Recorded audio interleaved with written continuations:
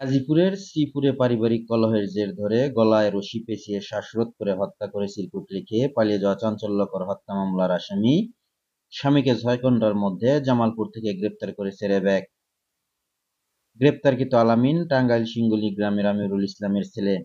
গত বৃহস্পতিবার ২৭ জুন দুপুরে র্যাব ১-এর পোড়াবাড়ি ক্যাম্পের কোম্পানি কমান্ডার জুন্নুরাইন বিন আলম এক সংবাদ ব্রিফিংয়ে এসব তথ্য জানান।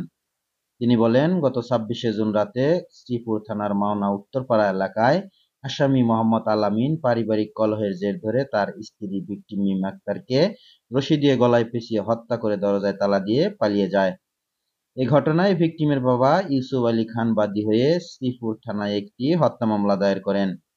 পরে র্যাবের আভিযানিক দল অভিযান চালিয়ে জামালপুর জেলার সদর থানার ফৌজদারি মোড় এলাকায় অভিযান পরিচালনা করে আসামি আলামিনকে গ্রেপ্তার করে।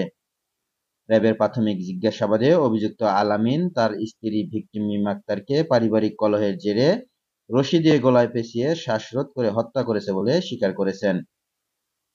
এ সময় র্যাবের ওই কর্মকর্তা বলেন, তাকে শ্রীপুর মডেল থানায় হস্তান্তর করা হয়েছে।